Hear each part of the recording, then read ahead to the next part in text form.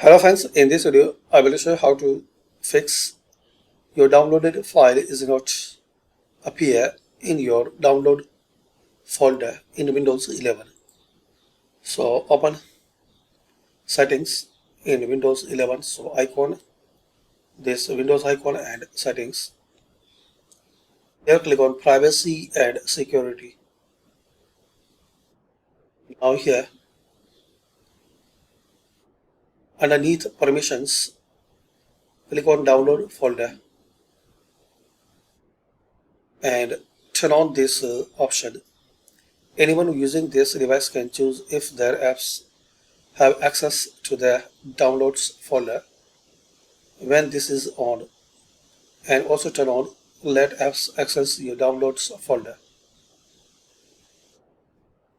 And another way, also give the permission in documents folder, turn on documents library access and let apps access your documentary library, turn on these both options. Now open Windows and open downloads.